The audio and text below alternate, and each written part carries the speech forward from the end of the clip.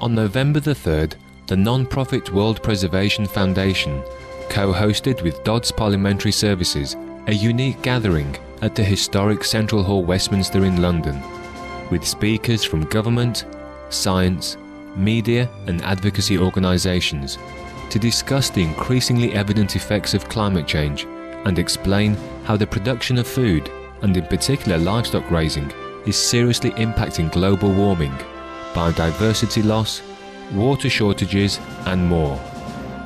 Leaders Preserving Our Future, Pace and Priorities on Climate Change was attended by experts and dignitaries such as the Duchess of Norfolk, High Commissioner for Antigua and Barbuda, Dr. Carl Roberts, Dr. Esther van der Voort, a representative from the United Nations Environment Programme, and the ambassadors of such countries as Russia, Bolivia, Nepal and others. The highlight of the afternoon was the presence of Supreme Master Ching Hai, who delivered a message via video on solving the large environmental crisis of concern in the meeting, as well as urging leaders and co-citizens alike to make courageous, earth-saving changes.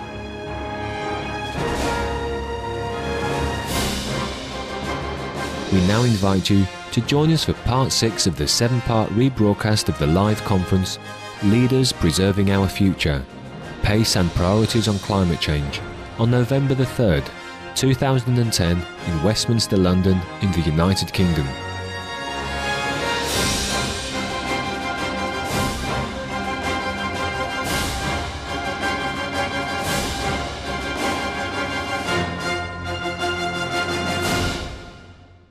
Lisa Bloom is a prominent civil rights attorney and founder of the Bloom firm based in Los Angeles.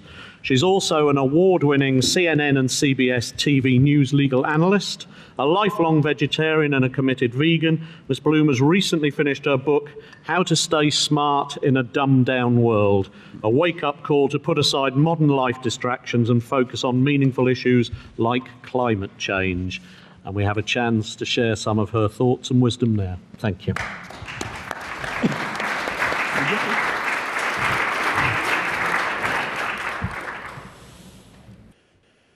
Good afternoon to the World Preservation Foundation and Dodds for having the wisdom and the courage to put on this convention today. It is just so important.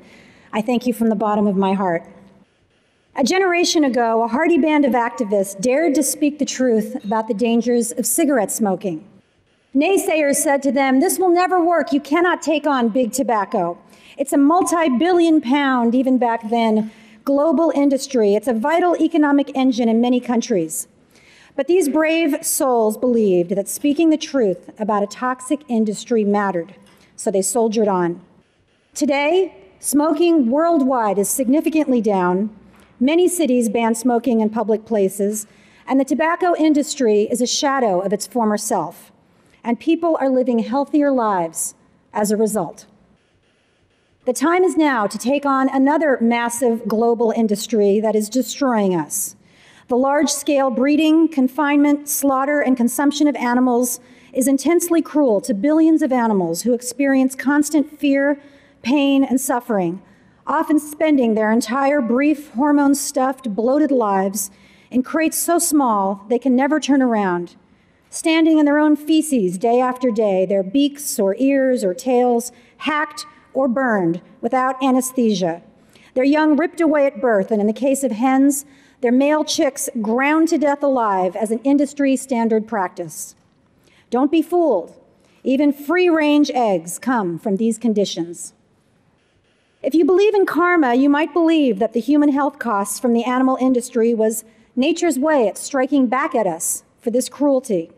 And indeed, we've known for some time that meat and dairy products cause human obesity, diabetes, heart disease, hypertension, and cancer, all fatal diseases that have skyrocketed in the last half-century, along with our meat and dairy consumption. But in the US, at least, the majority of our kids are overweight or obese. At this rate, it's estimated that 1 in 3 Americans will have diabetes in a generation. And everywhere that our Western diet takes hold, sadly, our Western diseases follow. If you believe in karma, you might say that as we are still ignoring nature's message, nature appears to have upped the ante. Because we now know to a scientific certainty that animal production, confinement, and slaughter is destroying our Earth. How is it possible that climate change is still considered a debatable issue, one on which reasonable minds may differ, when the greatest convergence of top scientific minds in human history, the IPCC, has convened 4 times and told us in the clearest possible terms that climate change is real, it is upon us, and it is human-caused, and it is shaping up to be the worst humanitarian and ecological disaster in human history? To those who still doubt, I ask you, is the Nobel Prize granted to the IPCC insufficient to you?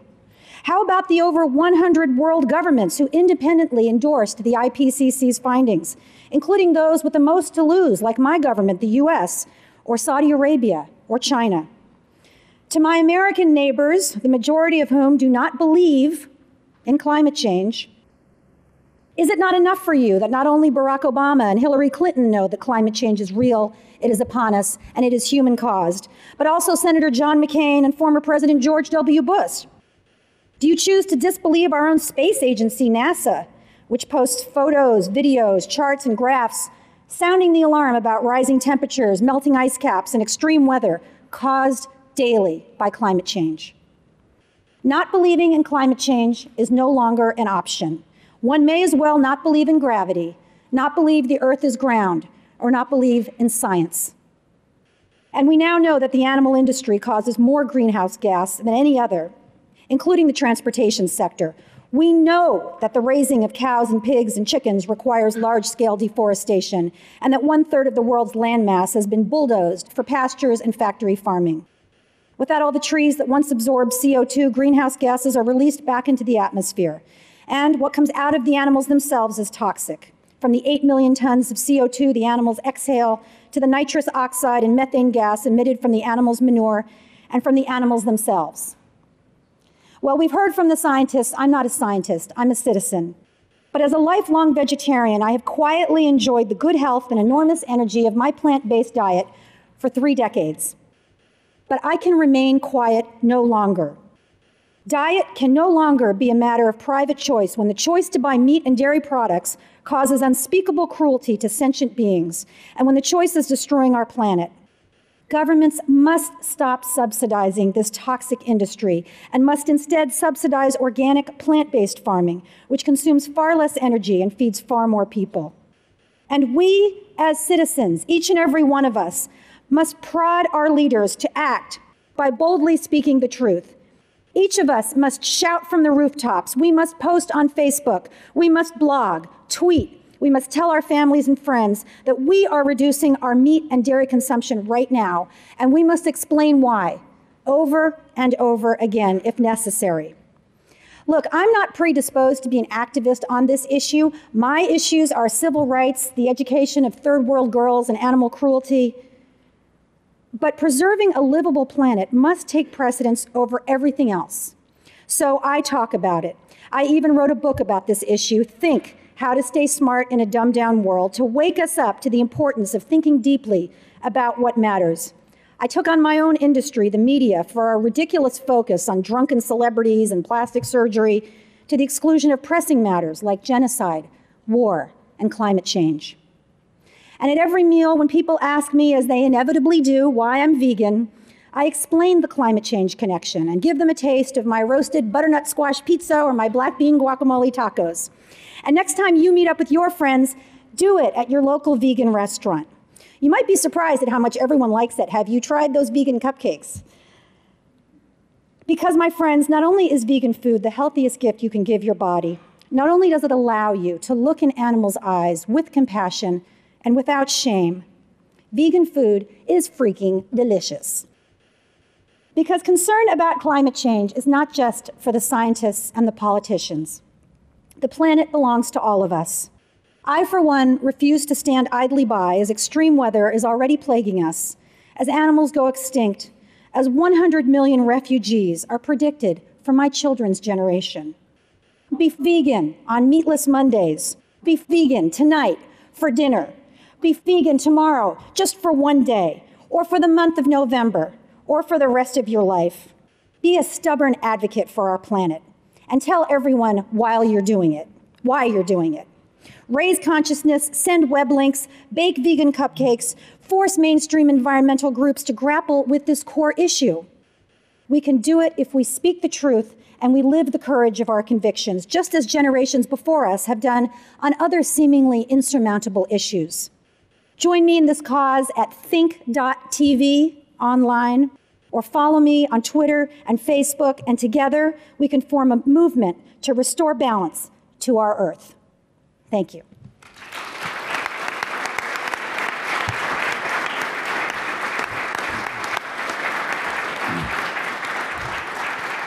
Now, thanks very much. Picking up on just what's been said, whilst many changes can begin with the individual, the citizen, and the power of the people, and it's great, government leadership to help facilitate positive change which benefits the people of our world is of great importance. And our next speaker, Mr. Jens Holm, a member of the Swedish Parliament and an active environmentalist, will address us on policy change at national and EU level and awareness campaigns on reduced meat consumption. Thank you very much. My name is Jens Holm. I'm a Swedish member of Parliament. Representing the Left Party in the Swedish Parliament. I used to be a member of the European Parliament. You've seen this curve before by Al Gore and others, and this curve shows the emissions of carbon dioxide.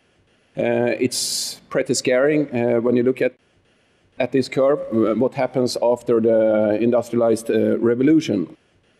This is also the curve for other greenhouse gases, such as methane and others. This curve is almost as bad. This is the increase in meat production in the world. And Dr. Esther van der Voet, she spoke very eloquently and with a lot of details about this before, so I won't stay here too long. I think also it's important to have this background that who is the biggest responsible for all these emissions, for the problem with the climate change. Well, if we look historically, we can see that it's the industrialized countries, it's the rich countries that are responsible for almost 80% of the emissions of the greenhouse gases in the world. If we compare a rich country, probably the richest country in the world, USA, with one of the poorest, Bangladesh, we can see that every citizen in the US emits about 100 times more than a citizen of Bangladesh. So the change must start here in the Western, in the developed, in the rich world, because we have caused this problem. A way forward, this is what I would like to share with you. When I was a member of the European Parliament, I tried to get the European Union to adopt a reduction target for meat consumption. As well as we have reduction targets for emissions of CO2, I think it's important to also set up a goal. We would like to reduce meat consumption, and we would like to reach this goal by that year, etc. Unfortunately, I did not manage to do that, but what I managed to do was at least to get the European Parliament to acknowledge the importance of the livestock industry as a major contributor of huge emissions of greenhouse gases. And I think that is at least a start. If you don't acknowledge that the livestock industry is a huge problem for the environment and for the climate, well, then you don't have a possibility to solve the problem. My second big issue in the European Parliament was to try to abolish the EU meat subsidies. And Mr. Jokela spoke about this before, and he mentioned that the European Union subsidizes the meat industry with direct subsidies. This is not the indirect subsidies which go through fodder, etc., with about 3 billion euros a year. This is a huge amount of money, and imagine what we could do with this big amount of money if we put it where it could cause some positive effect for the world, production of vegetarian food, etc.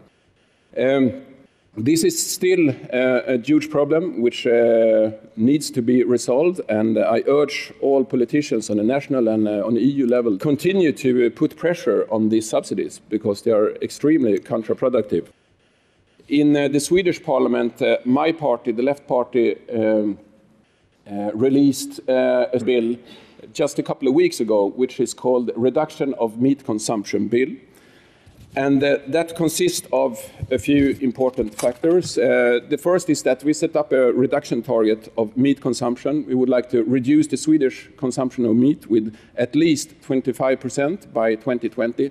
This is a very, very modest reduction, I have to acknowledge, but there is a lot of negotiations behind this target, but it is at least a reduction target. And you should bear in mind that in Sweden and in the whole world, meat consumption is increasing. So for the first time ever, we could have a curve where it's decreasing. We need an action plan for reduced meat consumption. That action plan needs, of course, to include the phase-out of the subsidies to the meat industry. It could also include tax meat. Personally, I think this is probably the most effective tool if we put a price on what pollutes. Well, we do that in a lot of other aspects, but we don't do it with meat. In Sweden, we have huge taxes on cigarettes and alcohol, for instance. That is because we want people to consume less of alcohol and tobacco, and I think that's excellent. But why don't we do the same with meat? If we do that with meat, I think it's important to use the money we raise from this meat tax in order to subsidize, cut the VAT, for instance, on vegetables. So normal households, they should not be punished by such a tax. Vegetarian Mondays, it's coming along as a big thing in Sweden, and I'm very glad to hear that you do that in some places in the US, and I think it all started in Flanders, in northern Belgium. We want the Swedish government to support the local authorities to adopt one vegetarian day a week. That would mean that in all schools, in all public facilities, vegetarian food should be the first option. In case you really insist, well, you should be able to have your beef, but vegetarian food should be the default option. Green public procurement, and I know this is also part of the Labour parliamentary bill. In all modern societies, the state and the local authorities and the regional authorities use a lot of money to purchase, for instance, food. In the case of Sweden, I think we use about 50 billion euros a year to purchase services, and half of it is food. If we could set up a target there that 20-25% at least should be vegetarian food, that would be a very strong instrument to use. And I think it's very important to, well, start somewhere, and that would be to eat less or eat no meat whatsoever. Sometimes people ask me, why do you as a politician tell me as an individual what I should eat? Well, actually, I think the most important thing that we politicians can do is not to moralize about the lifestyle of individuals. I think the most important thing that we can do is to design a rational system on a national level. And when I came to my hotel room yesterday, I saw this publication, and I can see it has the boat Titanic on the cover. You remember Titanic, this unsinkable boat that sunk 1912, I think it was, in April. By midnight, Titanic ran very quickly across the Atlantic Sea, ran into a huge iceberg. 1,500 people died. Only 700 were rescued.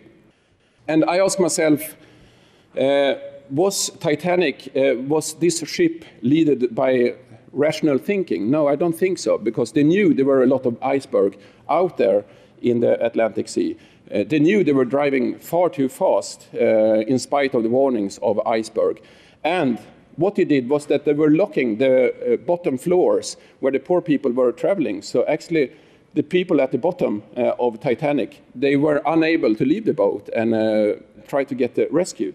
And I think this could be an illustration of climate change. I think we are about at midnight right now, and we can choose whether we just run, all of us here, at different directions, and we try to solve this problem on our own, or if we want the politics that is guided by rational thinking and guided by collective action for a common goal. And that common goal should be to solve the climate crisis. And then I think, well, to reduce meat consumption, that's one of the really cornerstones of such a strategy. Thank you very much.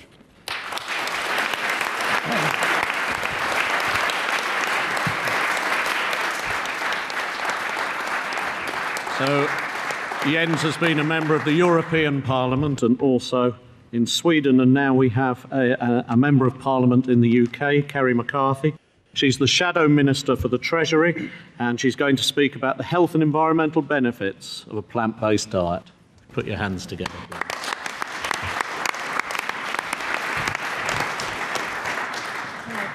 I've been vegetarian since 1981 and vegan since 1992. And I was first elected to Parliament in 2005.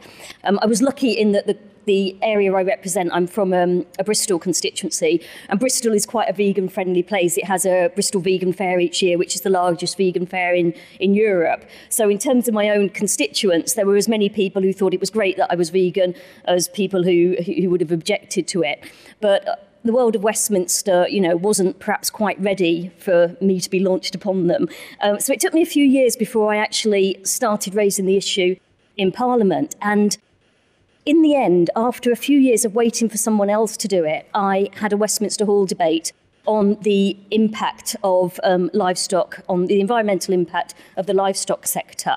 I think I said in my opening remarks that I didn't think I was the person to do that because people would think that I was coming at it from this sort of ethical vegan perspective rather than coming at it from the hard facts. But by the time I got up and did this debate, you'd had the UN report Livestock's Long Shadow, which was an excellent piece of work. You'd had people like Raj Patel and his book Stuffed and Starved, which was lots of very hard empirical evidence that the livestock sector was having a major environmental impact. So in the debate, I raised all the issues that will have been mentioned today, will have been flagged up, the fact that it takes 8 kilograms of grain to produce 1 kilogram of beef, the amount of water consumption that is used in the livestock sector, deforestation, greenhouse gases, methane, and all those issues. I felt like when I did my debate in Parliament, which I think was about 2006 or 7, I felt like I'd waited a long time to do it because having been vegan for so long, I was aware of organisations like VegFam that had been campaigning away on the green aspects of veganism for a long time. But now it feels like I was sort of, in some ways, quite ahead of the curve, and now it's just beginning to reach public attention. I spent 2 years as Parliamentary Private Secretary to the Secretary of State for International Development, Douglas Alexander. And I do think that whole agenda, Jens has been talking about how we can campaign on this in Europe. It seems like there's a constant review of the Common Agricultural Policy, but it really is up on the table over the next year or so. So we've got an ideal opportunity then, but we shouldn't neglect what's happening in the developing world. And I've actually found it quite disturbing when I've gone to countries like, say, Bangladesh. I remember going to a little village and there are these free-range chickens running around. And then we went down the road in our car and I saw sort of battery cages for the farmers. And they said, look how far we've come. We've gone from just having a few little chickens and now we've gone all modern and we're copying you and we've got all these hens in cages. And I think how we can sort of campaign on those issues and make sure that, while we're trying to fight the battle for adopting a more environmentally friendly diet in this country and across Europe, we need to be trying to take that argument to the developing world too. And issues like deforestation is absolutely massive. There are obviously issues to do with climate change and lack of water supply. And we've got to do it without damaging food security there. But I do think that the way forward is not to be trying to promote a Western-style consumption, Western-style livestock sector on those countries, and to try to make sure that as we bring our consumption down, as we move towards a more sustainable way of living, that we help them come to that level as well. Okay. Thanks.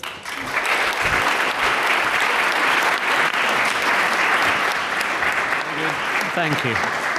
So earlier on today we heard about the rise and transfer of animal-borne diseases in factory farms to humans. Our next speaker, Tracy Worcester, will address other aspects of factory farms. Tracy Worcester is the Marchioness of Worcester, a filmmaker and an active environmental campaigner. She works very closely with the Soil Association and is patron of the International Society for Ecology and Culture. Thank you. Hi. Now, my film Pig Business is about the corporate takeover of agriculture. And I use the pig industry as a microcosm. And that's because people care deeply about animals and they don't want to see the cruelty. So it's my way into their hearts and minds so that I can show viewers how, in the name of so-called free trade, our politicians are giving direct and indirect subsidies to facilitate transnational companies to comb the globe for good investment climates. Now, by good investment climates, for agribusiness, I mean cheap currencies, low wages, compliant governments with favourable tax incentives, lax environment and animal welfare standards, and poor standards at work. For the world's largest pig company, setting up in Poland was the best investment climate from which to dominate the EU markets. So, the pig industry copied the chicken industry and crammed pigs into tiny sheds.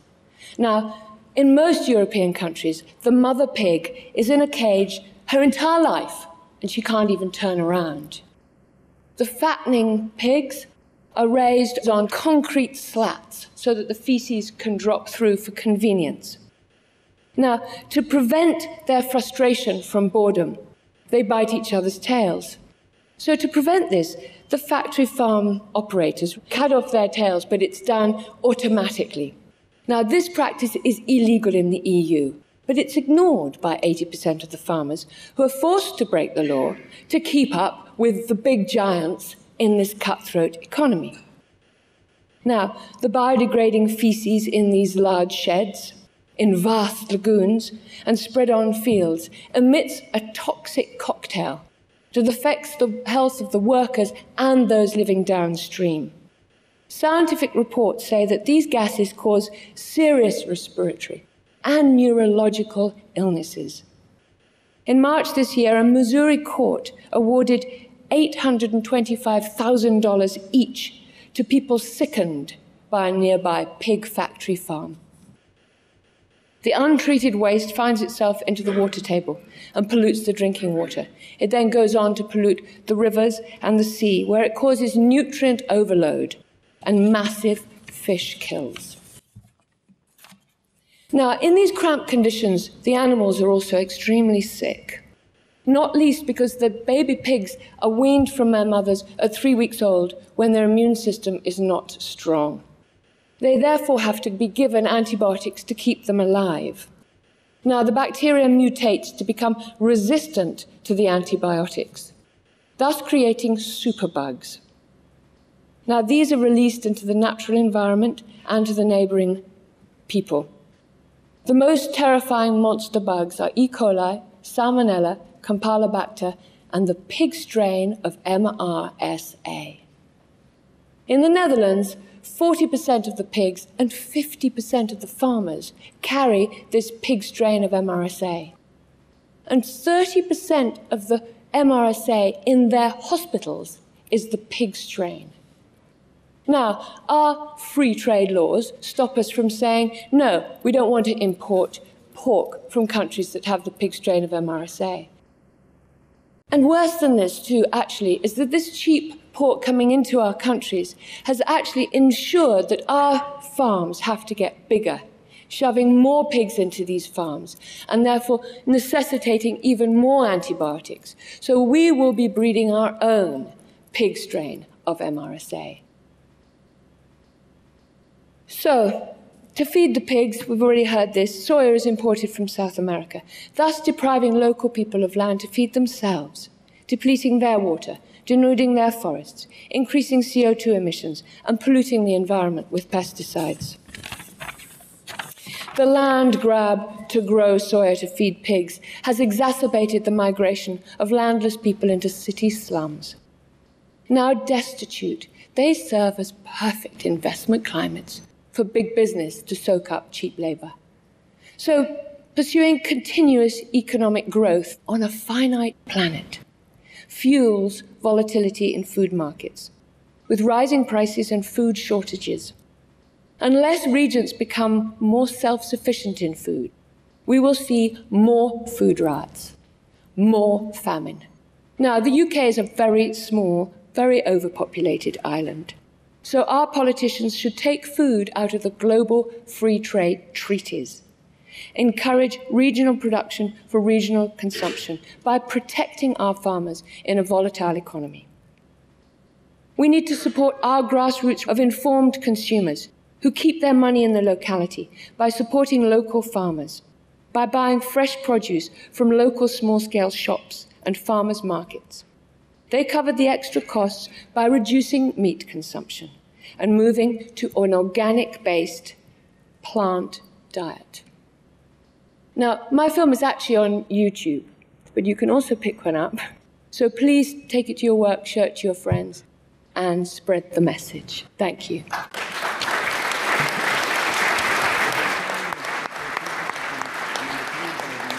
Thank you. Our final speaker in this session is Dr. Joel Fuhrman. For those of us who were here earlier, he gave a lovely and informative keynote speech. For those who won't, he's on the board of directors of the American College of Lifestyle Medicine and director of research for the Nutritional Research Project based at the National Health Association in the US. Thank you.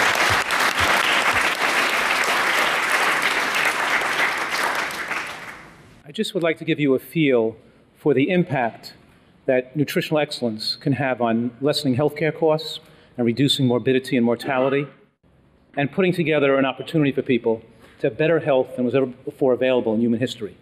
We have an opportunity here. We're at a precipice. We can go down the road we're heading, and the road we're heading is increased obesity, increased diabetes, increased risk of cancer, increased risk of autoimmune conditions. And it's predicted that the diabetic epidemic is going to double in the next 25 years, and breast cancer is going to affect more women at younger and younger ages if the present dietary practices continue. So that's kind of scary. The word healthy life expectancy means the quality of your life, not just how long you're going to live, but whether you have a life whether you're fit, youthful, and can enjoy your life to the fullest. And healthcare spending has been shown not to enable people to have a better healthy life expectancy. In other words, we don't get a better life expectancy because we have better access to medical care. In fact, in proportion to the money spent on medical care, the healthy life expectancy goes down. In other words, if we look at various countries around the world and see how much money they expend per person per capita on health care, we find that the more money spent on drugs, on medical care and doctors, the worse the healthy life expectancy score. It means the poor quality of life people have in their later years. In America, they spend double the amount of money on health care. And of course, they have the worst healthy life expectancy score of any of the 27 modern industrialized countries. UK falls in the middle somewhere, of course, but they also have a relatively poor healthy life expectancy score. The numbers spent on medical care doesn't correlate very well, but within the United States, we can find that if we target areas within the US where the most money is available and the most money is spent on drugs, physicians, and medical care access, the healthy life expectancy score goes down in direct proportion. In other words, we're over-medicating ourselves, we're getting too much medical procedures, and in doing so, we're hurting ourselves. The answer, of course, is to target people that are the largest utilizers of healthcare costs and let them know they don't have to be sick, they don't have to suffer, and they don't have to die prematurely. They can reverse their disease and they can be well. We're finding out that about 90% of the healthcare dollar is spent on 10% of the sickest people who have chronic degenerative illnesses, these diseases of nutritional extravagance and nutritional ignorance. So of course, people with three risk characteristics, high cholesterol, overweight, and high blood pressure, by the way, those account for more than a half of all elderly people have those characteristics over the age of 65. And in those people, healthcare costs are more than 3 times the average cost per person. So, of course, healthcare costs are increasing, and the amount of people that are becoming overweight and becoming diabetic are increasing as well. Expenditures on prescription drugs alone grew 40% from 2005 to 2010, 40% just within a 5-year period. And about 50% of the population in the UK are overweight. In America, by my standards, it's about 90% of the population is presently overweight. You can account for the people who are not overweight by the amount of people who smoke cigarettes, who have autoimmune conditions, digestive disorders, or alcoholics, or depressed, or have occult cancers. If we plot the amount of calories from unrefined plant foods consumed in any population, we can find that the diseases of nutritional ignorance, heart attacks, strokes, diabetes, and cancers go down in direct proportion that the amount of vegetation and vegetable consumption goes up, a direct inverse correlation. And I did those statistics on almost every country in the world and showed a direct correlation. However, you can't make those statistical arguments today because now we've exported the fast food industry, the processed food industry, the junk food industry, and the meat and dairy industry all over the world today. And there's literally almost no areas in the world today that are anywhere near eating a diet where 90% of food comes from natural plant foods. So, in any case, right now, we can take nutritional science and these advances and apply it to people. And as a physician, myself and my physician colleagues, we work very hard to take care of sick people. And over the last 25 years, finding people that have these diseases, including allergies and asthma and headaches and digestive disorders and autoimmune diseases like lupus and rheumatoid arthritis and psoriatic arthritis. And we find that when we use nutritional excellence, when we use the micronutrient and phytochemical revolution, the recent advances in nutritional science, to give people superior nutrition or optimal nutrition, they can make dramatic recoveries and reversals of diseases that are more powerful than drugs.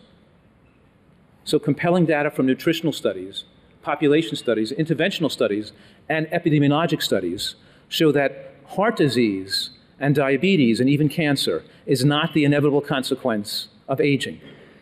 They're not predominantly genetics. Nutritional and environmental factors overwhelm genetics, and we have the power now to target people and to teach them the way they can have great health, never before achievable. So a nutritarian food pyramid, my nutritarian food pyramid, targets the food with the most powerful therapeutic effects to reverse disease and puts it at the base of the pyramid, and that means vegetables. The phytochemical revolution means that vegetables, beans, onions, mushrooms, berries, nuts and seeds, and whole grains, when supply 90% of the caloric intake, can wipe out most chronic diseases affecting our whole world today. So the nutritarian pyramid, and the word nutritarian, focuses on the food with the highest micronutrient density. Micronutrients include vitamins, minerals, and phytochemicals. And animal products and processed foods do not contain antioxidant nutrients like vitamin C, like vitamin E, like folate, like bioflavonoids, the carotenoids, lutein, lycopene, cryptoxanthine, right? Folate. Lutein makes green vegetables green. Carotene makes them orange. Lycopene makes them red. We can check a person's blood level for lutein, and it gives us a good indication of how much green vegetables they're eating. And there's no other factors in the blood that determines the risk of longevity and freedom from disease as from a level of lutein in their bloodstream from how much green vegetables they eat. Green vegetables these are superfoods. Natural plant foods are the superfoods that arm our body, a miraculous, self-healing, right? Self-protecting, disease-fighting body. It arms it with the fuel it needs to protect itself. The human stomach only holds about 1 liter of food. When you're eating plant foods like beans and mushrooms and berries and nuts and carrots and vegetables made delicious ways, you can't fit that many calories in at one time. You can only fit about 400 calories in. It's impossible to become overweight eating natural plant foods. The only way you could have become obese, like half our population is today, right? 50% of the population in the UK is overweight now. Or the obese means more than 1/3 higher than average weight. In other words, more than 1.5 times normal body weight. You're obese. In America, about 35% of our population is obese already. You wouldn't have an obesity epidemic if people didn't have access to so much processed foods and animal products. Vegetables can't make a person obese. You can't fit that many calories into your stomach. You have to concentrate those calories with sugar, with oil, with animal products to fit thousands of calories in one meal. So if you lived on a desert island somewhere, right, and you had to eat natural foods that were from the ground or from nature, there couldn't be overweight people. When you eat a diet that's rich in micronutrients, when we focus on eating a healthy diet, rich in natural plant foods, you naturally lose weight and you don't desire as much food because the micronutrients send signals neurologically up to the brain, reducing your appetite or desire to overeat. So I'm claiming here that micronutrient deficits fuel overeating behaviors. It makes people consume more calories. It makes them desire more calories. There are no antioxidants and phytochemicals in animal products, and none in processed foods. So that's 90% of our intake of calories in the modern world is foods that do not contain sufficient micronutrient load. When we don't reach micronutrient adequacy, we feel sick, confused, and weak when we're not constantly putting excess calories in our mouth. And when people try to stop eating these dangerous, disease-causing junk foods, they feel ill as well, and they're forced to constantly eat food all the time and overeat just to keep their energy level up because they can't feel well because they're not adequately nourished with micronutrients. The secret to the obesity epidemic, to the disease epidemic, is to eat a diet rich in micronutrients. This study, done on a high micronutrient diet, showed the average person lost 53 pounds, and nobody gained the weight back. They didn't yo-yo the weight. They lost their weight and they kept it off because it was a knowledge-based program. They did it for their health, not just for their weight. Now with that, we've studied diabetics. And all the diabetic patients put on the high nutrient diet were able to come off diabetic medications within 6 months. They became non-diabetic. Can you imagine if we applied this to the modern world, what it would do to the healthcare costs? When these people turn to a healthy diet, they don't just feel better, their moods lift. They feel better emotionally, they look younger, their skin looks better, they age slower, and they have a happier life. Nutrition, of course, is the secret to it's where the medical care of the future needs to go. It's the fountain of youth.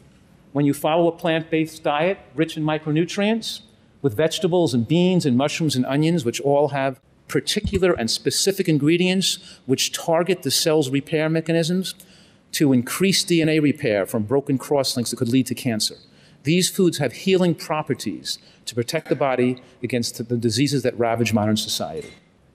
The World Health Organization conference concluded that households should select predominantly plant-based diets rich in a variety of vegetables and fruits, pulses, beans, legumes, and minimally processed starchy staple foods. We have the answer. Now we have to apply it.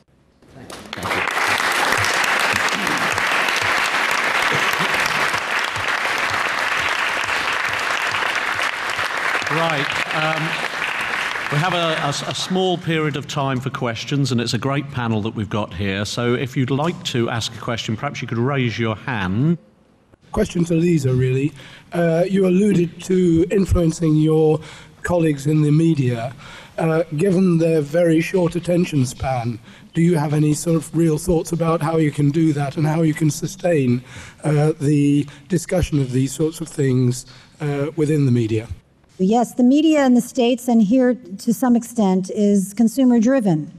So they say we need to have endless coverage of a star because that's what people want, right? That's what we're told. And when I go to news directors and say, why are we not talking about climate change? I'm told that is not what the consumer wants. And so the reason why I wrote my book, Think, is to change the consumer preferences. That each of us, when we buy a tabloid magazine instead of a real newspaper, we're contributing to the problem. Each time we turn on a stupid reality show instead of a serious news program, we are contributing to the problem. So it's not enough for us to simply say, well, it's the media's fault, when the media is essentially giving the consumers what we want. And we have to focus on what's meaningful. We have to teach our children to focus on what's meaningful and patronize the outlets that give us the stories. They are out there. In the United States, it's the New York Times, National Public Radio, BBC America.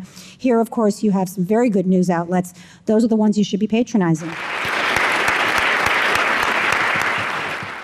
I attended a peak oil group in Parliament the other day. One of the talks was from a biological professor, does some GM work, very interested in making maize better and things like that.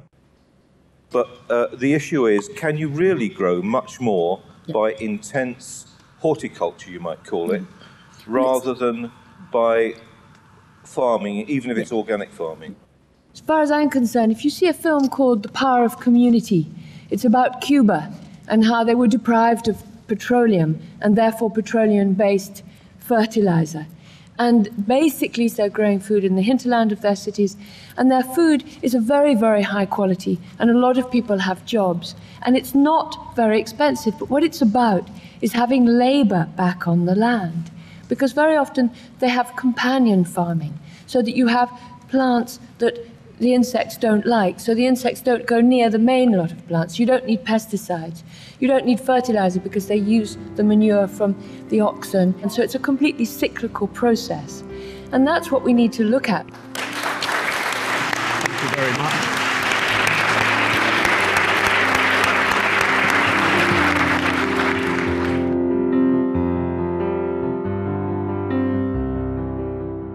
It's clear that nowadays the greatest part of the deforestation by mass burning in South America comes from the expansion of the cash crops and cattle farming.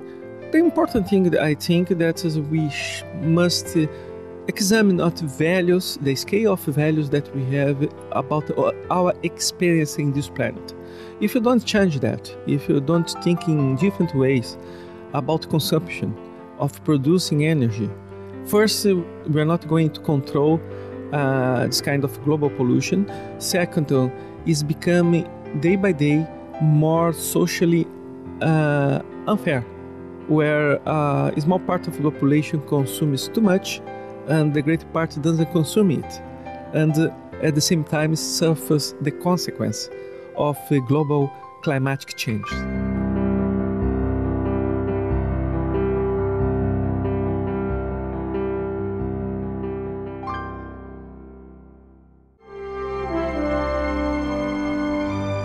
It has been a pleasure to have your gentle company for today's episode of Words of Wisdom. Join us again on Friday for part 7 of the rebroadcast of the live conference, Leaders Preserving Our Future, Pace and Priorities on Climate Change. Models of Success is up next after noteworthy news. Please stay tuned to Supreme Master Television.